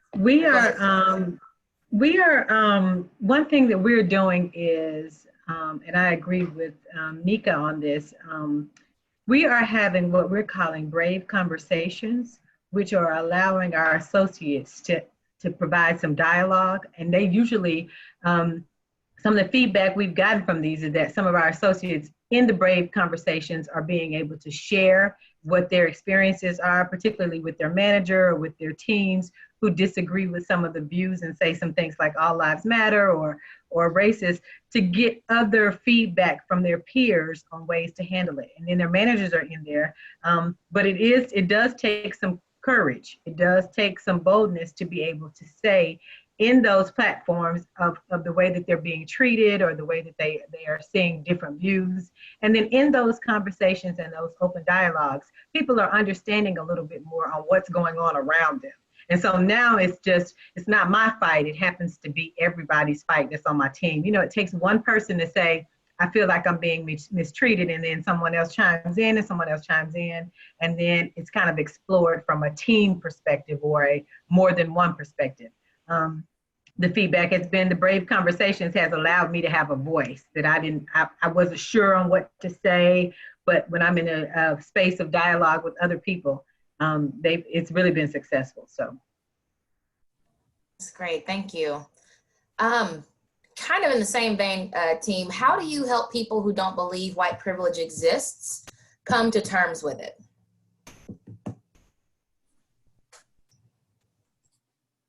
Justice. I can weigh in, but I want to defer if anybody else wants to start.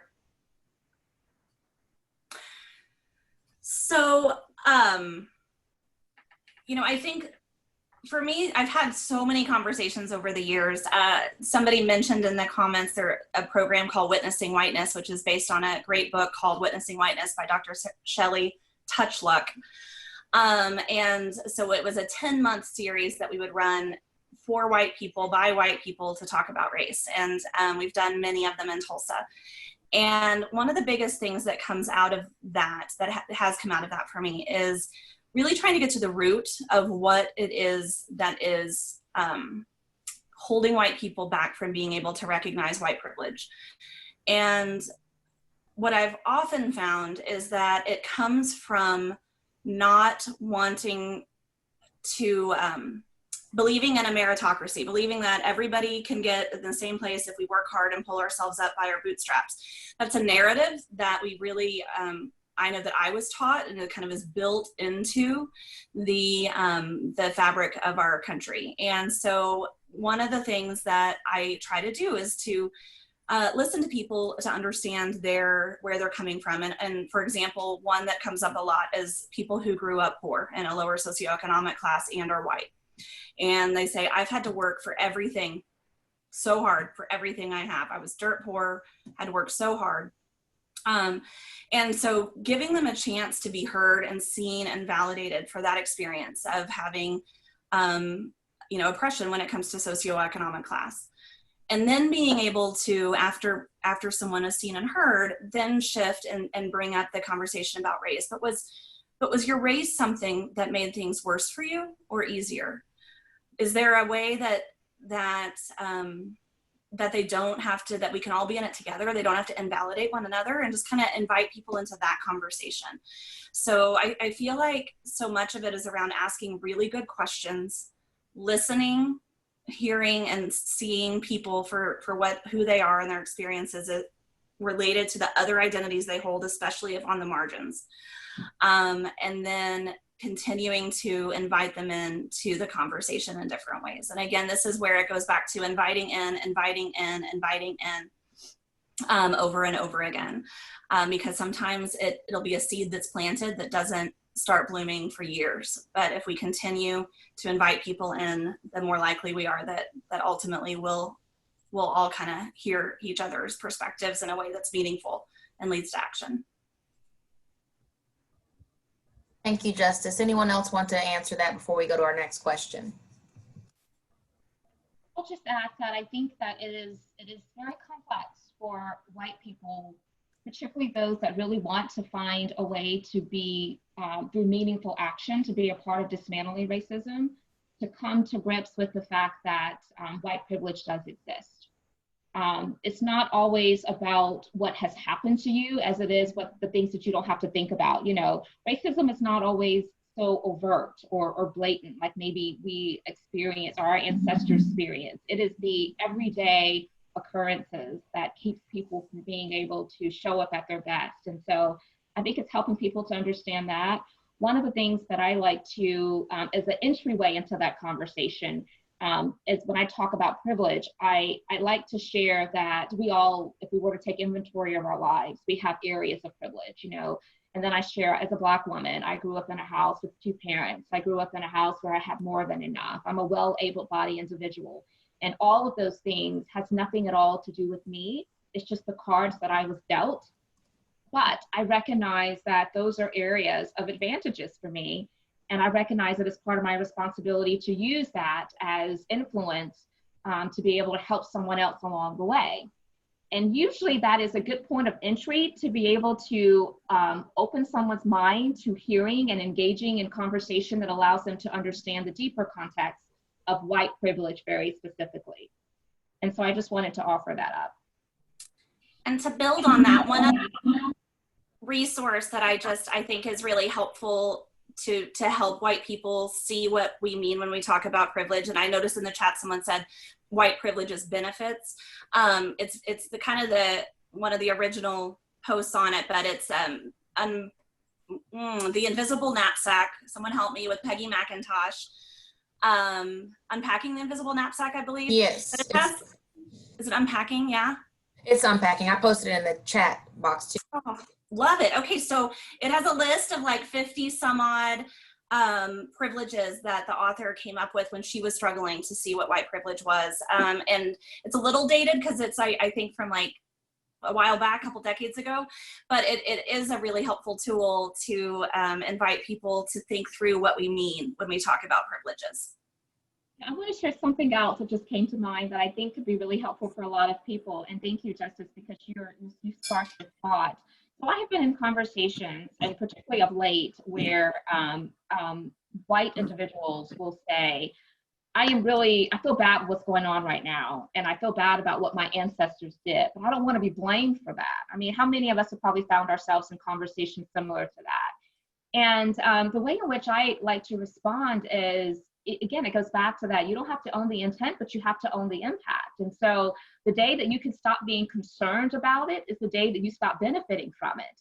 And the reality is that regardless, it was my ancestors that, you know, had to deal with a lot of the deep racism that is more overt. And while certainly in my generation, I have had to deal with it, but until I can stop being worried about the consequences of my ancestors that I still have to deal with, that's when you can stop worrying about, you know, what your ancestors did that causes you to still benefit from it. So yes, you do need to own that. And I think that's an important conversation for us to be able to be brave and bold about as we're talking with colleagues that are trusting us to engage in this type of dialogue. Such a quotable. Oh my goodness. I'm going to have to go back and listen to that and put that as a background on my social media. We have a couple of more questions. The first one is, I liked Michael's suggestion of stay interviews, but what are some other methods that we in HR can employ to establish clear and open lines of communication with marginalized groups? I'm struggling with this because my HR director does not recognize this as a need.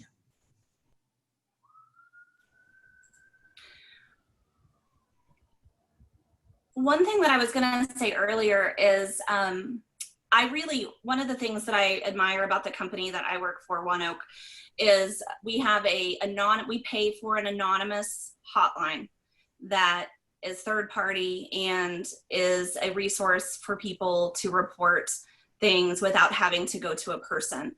And while it could be tough depending on where we are in the organization to have something like that be approved, one thing I love about it is there's a very strong business case to be built on both the compliance and ethics aspects of the organization that would absolutely be a support for D&I as well, diversity and inclusions in our being in that space. And so while it's a protection for the organization, it also allows for our people to be able to share, all of our employees to be able to share if they're experiencing something but are afraid of retaliation. The thing, I'm sorry, the thing that we used to do was with our employee resource groups is they would have what we called education sessions. And that could be everything on how to recruit, Asian employees or young professionals or African Americans, whatever the case may be. Another one may be on how to market. Another one may be on how to retain. Another one may be on professional development.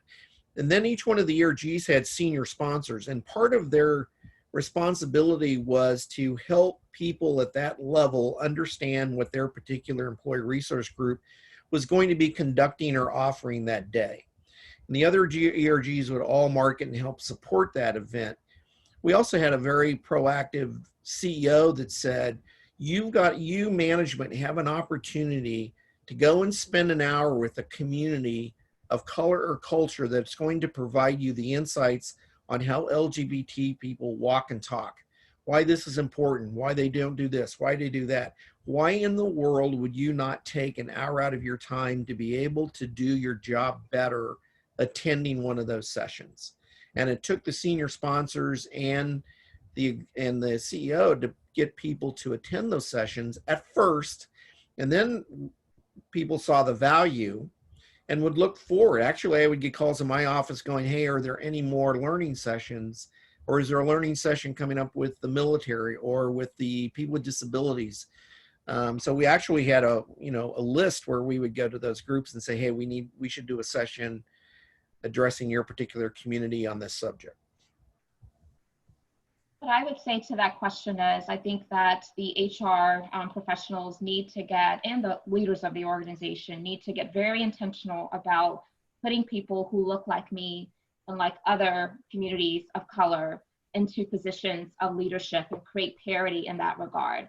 That will undoubtedly help change the landscape of the culture of the organization. So that's what I would add. Thank you. This is another question that we have.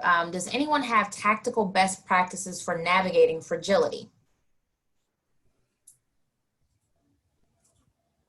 I think that you could, did it specifically, I didn't see the question, did it specifically say white fragility or all fragility? For the, I would start with white fragility.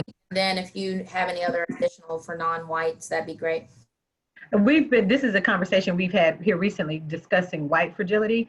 And one of the things that- They responded all fragility, by the way, but go ahead. Oh, all fragility? Well, let me start with white fragility first. Thank you.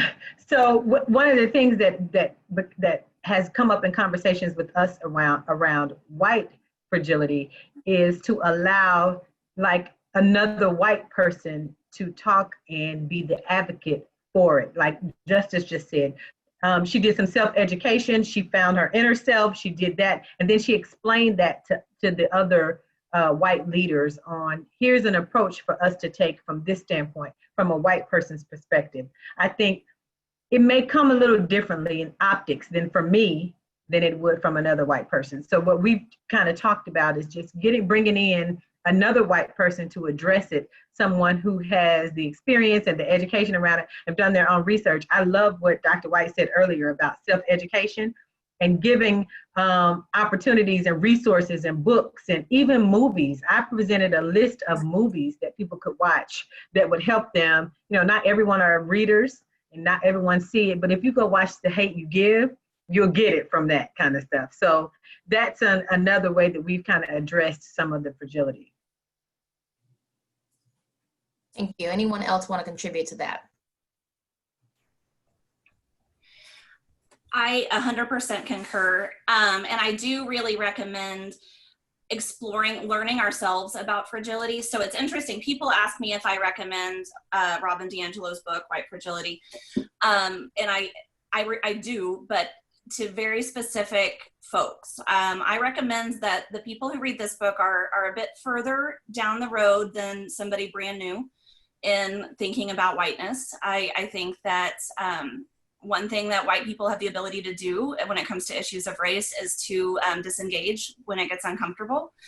And so, but I do recommend that anyone who works with people and has conversations with them, I think white people, but with regard to race period in any role, just understanding what white fragility is and how it's constructed and why it happens can help us kind of investigate where it's coming from in that particular person. And then we can be creative in using different tools to help address their particular reason for responding the way that they do. So it's a really great tool, I think, for anyone in HR, any people leader who is white and or otherwise, if you're interested just in learning about the white fragility concept in space, I think it would be a really great tool. So we have 2 more questions. I'm going to try to say both so we can maybe address both of them. And I love the fact that we mentioned it doesn't just other people in their subconscious or conscious collusion of upholding white supremacy can display fragility in the work avoidance of dismantling racism. So I want to flag that. The questions are, how do we intervene when individuals think they are being advocates but have selective learning about DEI topics? That's the first question. The second question, because we have about 3 minutes left, diversity is wide and deep. It may be that someone who is a champion of racial equity could be sexist, and a champion of women could have other biases. What are some best practices to bring all aspects of DE&I into the conversation? So they're kind of related, kind of not, but if you could hybridize your answers to get both of those in. I'll step in here because I do think that they are related. I think the first thing is, education is so powerful because we have to understand, regardless of our demographics, we all have biases. We all have the ability for bias to creep into our psyche, which will impact our interaction, our decision-making ability, regardless of who we are. And if we recognize that, then I think that we won't give people a pass, regardless of who they are, if they start to practice or show forth behavior or attitudes and mindsets that is deemed to be, oppressive of certain groups. And so that's the first thing. The other thing too is, as a society, we have to become much more sophisticated in how in which we think about and we define diversity. It is not just about the optics of age, race, and gender. It goes much deeper than that, and there's so many different layers. I find that that is part of the challenge, is that we always gravitate to certain optics. And I understand why, but I think that it's equally important for us to make sure we're educating around the broad spectrum of diversity.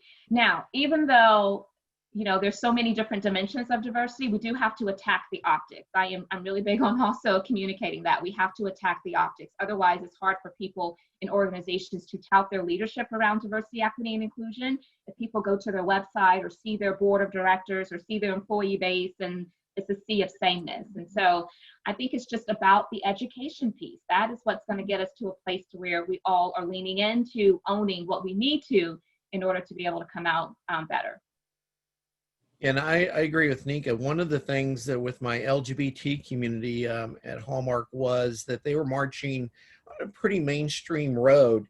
And so I took them to an experiential learning where it was called Stonewall to Pulse. And the individual that was talking about the history of Stonewall and progression up to a certain point was pretty predictable. It was, here's how it started, here's what we did, here's how we decided to get bold.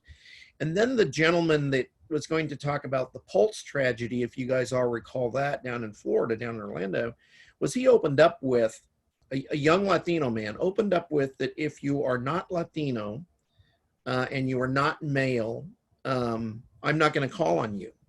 If you're a person of color, I may if I want to or if I have time.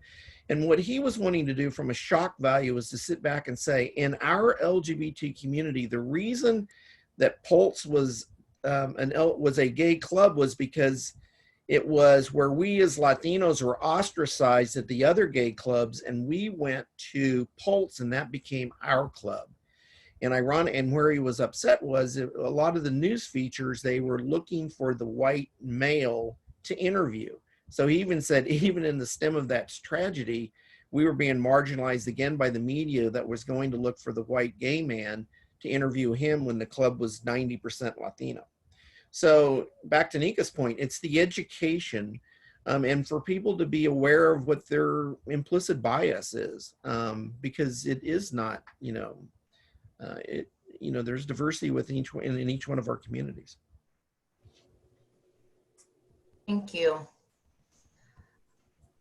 I appreciate you guys so much in answering folks' questions. Thank you for submitting your questions. We are going to send out resources. I'm going to let Shay close out, but I can't say thank you enough. We really appreciate your time, your talents to help us learn and grow in our respective lanes. Thank you so much. I agree. I am so appreciative of this panel and the time you all have spent, everything that happened last Thursday. ROI has been amazing. I am so proud of the committee members who really stepped up and pivoted multiple times with everything that's happening in the world. Just so grateful for Tara, for the in-kind support. Thank you, Julie. Sponsors, thank you so much to our sponsors.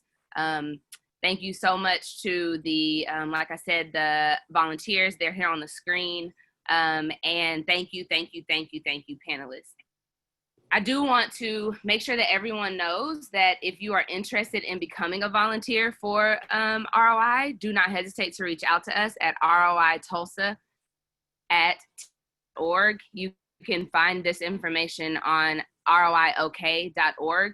You can also find the information for our February 24th, 2021 ROI Summit. That is, hopefully, it will be in person. And we will have Jennifer Brown. She will be our keynote. If you all were able to hear from her, she's amazing. She also has a community call every Thursday. If you would like to go to her website to join her community calls. I'm saying this because we want to keep the conversations going. We don't want to wait till February to have this conversation again. And so we need to keep doing the work. I also want to say that Dr. White and Michael are consultants. So reach out to them. Reach out to them. They're in Kansas and Dr. White, Atlanta, the Atlanta area. But is that right? Yeah, I'm in South Carolina, but I do work with clients all over. Thank you. And with Zoom, now we are all together. So I'm sure that they can pull us all together. Tulsa, our very own Justice. And then I know that Latricia comes to Tulsa often because of Arvest. I'm saying this just to make sure we stay connected and keep the conversation going. You can reach out to myself or anyone on the committee if you have any questions about resources. I would like to wrap it up just by saying that if you are interested in being a sponsor, we are looking for more sponsors for February of next year. Okay, now you have to say it again, Justice. I made a mistake, sorry. It's okay. Oh, and then also I would like to say that there's a virtual HRIS meetup on July 8th at noon. My understanding is that it is free. If you are interested in that event, go to roiok.org. So I know this is a lot to throw out there. We just want to make sure you all know about your resources. So please just go to that website if you feel that you may have missed something, or reach out to us via email. Last thing I will say is that if you are looking for CEU credits, there are your numbers on the screen. We really do ask that you take the survey. We take that survey to heart. The survey from our last ROI Summit is how we came up with a lot of the ideas that we have had today, as well as last Thursday. We take those surveys to heart, so we would really like to know what it is that you're looking for, especially since next year is the centennial for the Tulsa Race Massacre. We will be incorporating that until next year, into next year's program. So please let us know what it is that you're needing.